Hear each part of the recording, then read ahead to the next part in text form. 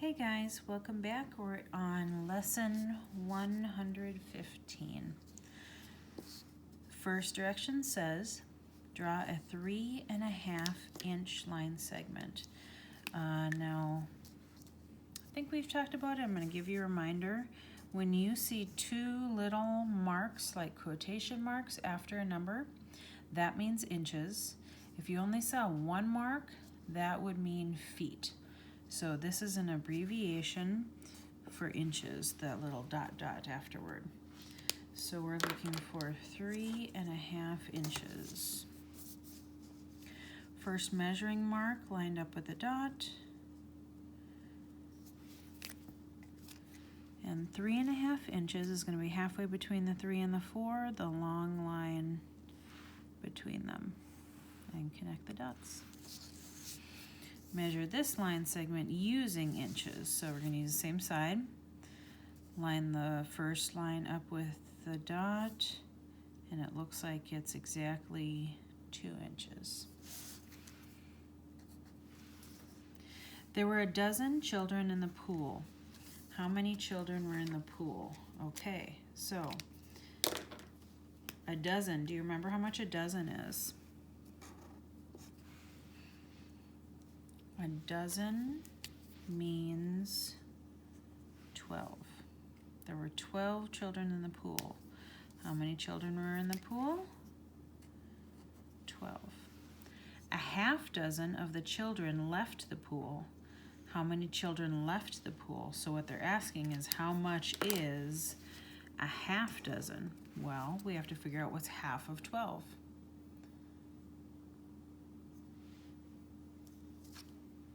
Half of 12 is 12 divided into 2 equal parts. So it could be, let's go through and think. 5 plus 5 equals 10. That's close, but not quite. So let's do 6 plus 6. 6 plus 6 equals 12. So a half dozen, a half of 12 is 6. Write a number sentence to show how many children are in the pool now. So there were 12 kids in the pool, and 6 kids left the pool. So we had 12 to start. And are we adding or subtracting if kids left? Some went away, right? We're subtracting. 6 left. So with 12, take away 6 equals 6 children. Next one. I have 9 quarters. First, we're going to draw the coins. Then we're going to decide how much money it is. Okay? 9 quarters. What's a quarter worth? Do you remember? 1, 2, 3, 4, 5, 6, 7, 8, 9. Did you remember how much a quarter was worth? A quarter is 25. So each of these is 25. I could put a Q in there, but sometimes if our memories are foggy on how much the names of the coins are actually worth, it's nice just to write their worth down. Now, if you look in your journal on that quarters page, you will remember that 4 quarters, let me see, where is it? Page 6. You will remember, that's upside down, but 4 quarters equals $1, right? So let's put it in groups of 4 so we can count them up. How many dollars do we have? We have 1 group of quarters there. We have another group right here. And we have 1 guy left over. So how many whole dollars do I have? I'm going to do this, instead of doing a cent sign at the end, since I have whole dollars, I'm going to do the dollar sign and decimal point. I have 2 whole dollars and 25 cents.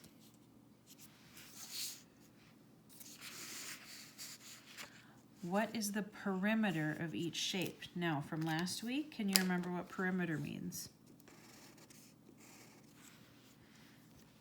perimeter is the fence around the yard, right? Perimeter is how far it is to go all the way around a shape, or add up all the sides, right? And we have to report it in the way they measured it. So I have to put inches if they measured it in inches. I have to put centimeters if they measured it in centimeters, or feet or yards or miles. Could be any measurement. But I have to report it the right way, because a shape that is 20 miles around and a shape that is 20 centimeters around are two very different shapes. So shape A, do you remember how we figure perimeter? We add up all the sides, right? So I should be adding up 1, 2, 3, 4 numbers. So 3 plus 4 plus 6 plus 4. That's all my sides. 6 plus 4 is 10, plus 4 is 14, plus 3 is 17. 17, and the measurement is inches. And I can do that since that's the way they reported it over here.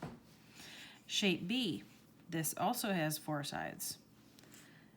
5 plus 7 plus 3 plus 10.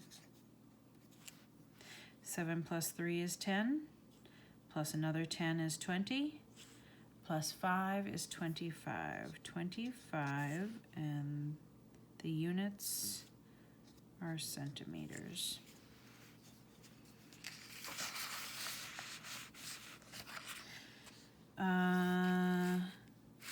Number 4. Use a crayon to trace parallel line segments in each shape in problem 3. So there's 2 different types of lines we're going to talk about. There's parallel lines and there's perpendicular lines. So parallel lines go side by side like railroad tracks, and they never cross at any point. They go side by side. And the way I remember what parallel is the 2 L's in parallel. Go side by side and never cross. These 2 guys right here. Okay, we're also going to talk about perpendicular lines. Perpendicular lines come to a square angle like this, like the letter T. Those are perpendicular lines. We're not going to do those today. Don't worry about it, but we are going to get into them soon. Those 2 P words kind of get mixed up. So I want to remind you, parallel lines go side by side without crossing, just like the 2 L's in parallel. So let's find them up here. Now, on this shape, these 2 lines do not cross, but they are going to cross, aren't they? If I extend them out, they are going to cross. These 2 lines go side by side, and they are not going to cross. This one and this one are parallel. Now, the top and bottom ones on this shape, if I keep going, these 2 lines are going to intersect. They're going to cross, right? But if I keep these 2 lines going, they are never going to intersect. They are never going to cross, just like the letter L and the letter L, right? Those are the parallel lines. Number 5, color the pyramid red. Now, they're going to give you different shapes, I think, on side B. I want you to remember that, let me look up what page it is. Page 8 has your 3D shapes on it. If there are any that you don't recognize or have a hard time reading, check this page out, okay? This will probably have all of them. And remember, they wrote this one as cuboid on this page, but you can change it to rectangular solid. I think that's how we refer to it in this curriculum, rectangular solid. But page 8 can help you out with these 3D shapes if you can't remember. Color the pyramid red. color the cylinder blue. I think you should have all the colors you need in those tools at the bottom. Color the sphere yellow. So, do you remember what those are? Pyramid. Pyramids are like the pyramid in Egypt, right? So, this is a pyramid. And that's it. This one does come to a point on top, but it has round sides like a ice cream cone. Cylinder. Cylinder is like a soup can. Or in this case, it looks like a Pringles can. It's tall.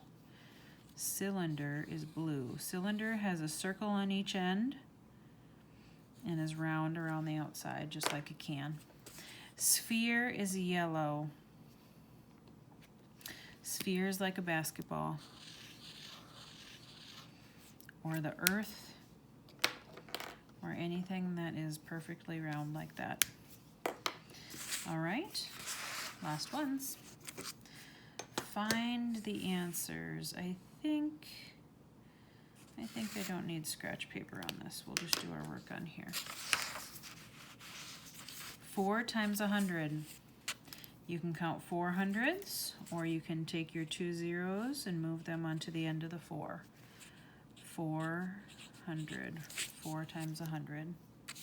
2 times 10 is the same thing. We can either count 2 groups of 10, or we can take the 0 and move it onto the 2. That only works with multiplication. The long problems, I want you to try find groups of 10 first. So groups of 10 are 9 and 1, 6 and 4, and there's one other group here. 5 plus 5 equals 10. We know that, right? 3 plus 2 is 5, and 5 more is 10. So if we want to just go like this, we can do that. And we didn't have any left over. So we had 1, 2, 3 groups of 10. That's 30. 10, 20, 30. Okay, subtraction, subtraction, and addition. Now, biggest deal with subtraction is remembering when to borrow. That's the trickiest thing to learn when you're doing subtraction, is just figuring out when you're supposed to borrow. Okay, so bigger bottom, don't forget to borrow. 7 is bigger than 4. I cannot take 7 away from 4. I have to go to the neighbor and borrow 1, make it 6, and make this a 14. 14 take away 7 is 7. 6 take away 4 is 2. Bigger bottom again. Got to go to the neighbor, borrow 1, make it a 5, and add that group of 10s on. 13 take away 8 is 5. 5 take away 4 is 1.